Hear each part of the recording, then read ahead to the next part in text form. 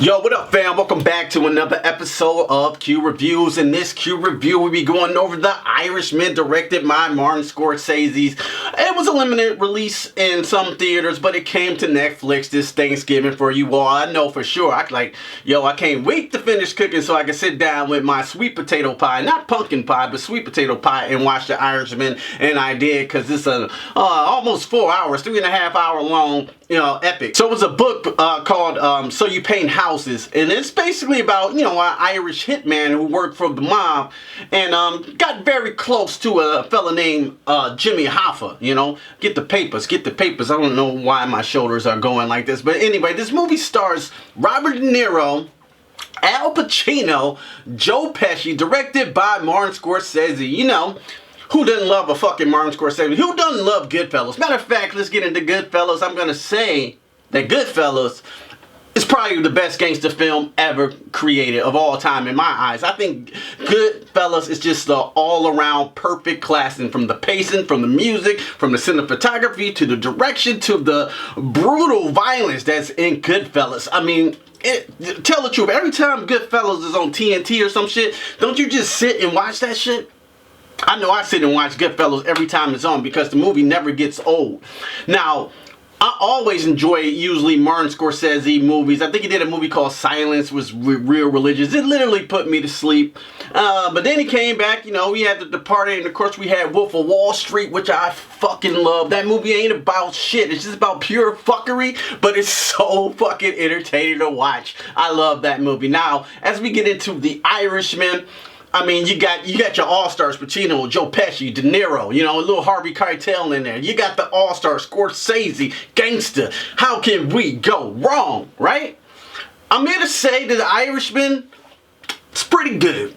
It's pretty fucking good, But I'm going to say this, it's just a little boring. I got a little bored. I don't know what it was, the pacing of this film, or me not able to latch on to characters. I didn't really care about any characters in this film, and they do something weird. Now, Robert De Niro, when his daughter gets older, she's played by Adam Paquin, and this bitch didn't say shit the whole movie. I'm like, is she gonna motherfucking talk ever, or she's gonna look like someone shit in her cereal? That's the whole look of her on this film, if you've seen it. Now, the performances here, well, you got Pacino, that just knocks it out of the park. That's Jimmy Hoffa. He's one of the shining points of his. You think Pacino's gonna do a fucking bad job playing Jimmy Hoffa? No, he's fired. He's got some funny moments in the movie that's really funny.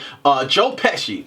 Now let's get on Joe Pesci. Joe Pesci was fucking phenomenal here. Now, I say this character in this movie is not your fucking, Joe Pesci, like, leave him here, motherfucker. You know what I'm saying? After that part in Casino, he's not wild. He's not like a fucking, firecracker. He's very calm. He's very collective. I say this would have been Joe Pesci if he would have got made into a made guy in Goodfellas, and this was the aftermath. So it was kind of like the sequel if he didn't get killed in Goodfellas. Spoiler. I mean, the fucking movie's almost 30 years old or whatever, but his performance was really good. He played like the boss. He played it calm, he collected, but you knew not to fuck with this guy. You know what I'm saying? You knew really not to fuck with Pesci. De Niro does great as well. Now, the people had a thing about the de-aging because they play different series in his life. Sometimes they're, around 80 years old. Sometimes I would say around 50 to maybe 40-ish, and it was alright, it didn't really distract me from the movie. At first it did a little bit, because I was like, oh yeah, I see floaty, weird CG faces, but as I got into it, I didn't really mind it, I didn't really, mind the CG. I just kept watching the story, but the problem is I think the pacing of this movie is slow. It doesn't flow very well to me. The flow is not very well. Now, the brutal violence, which we all in for the mob movies anyway. We want to see that brutal, visceral violence. And it's here. And it's here. Robert De Niro shot a lot of motherfuckers in the face. And it was good. It was entertaining to see Robert De Niro shoot motherfuckers in the face. I got a problem though. Digital blood. I seen some digital blood I did not like. You go to Goodfellas, you got some fucking brutal, visceral violence with just some good old, you know, Carol syrup, makeups, blood splatter. I love that shit. I love practical blood on shit. You know what I'm saying? I just do. The movie was gangster enough, but it's a very different movie from Goodfellas or Casino or like that. You know, this is a very calm, sit down, collect the movie. The movie moves a little slow. And overall, you know, I kind of enjoyed it. I won't put it up in, you know what I'm saying, the Scorsese Mount Rushmore. This movie does not go in there, you know what I'm saying? But it's worth a watch on Netflix, you know. The characters are pretty good, you know.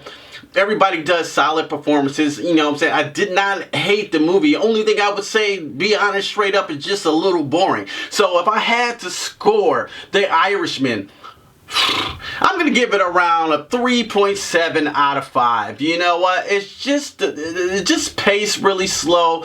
And a lot of stuff do happen, but you don't end up gripping the characters like you should be, especially having this caliber of stars in it, if you know what I mean. But anyway, guys, thanks for watching. Did you see The Irishman? What you guys think of The Irishman? Let me know below in the comments. And what's your favorite Martin Scorsese film of all time? Mine is Goodfellas. I love Wolf of Wall Street and The Departed 2 as well.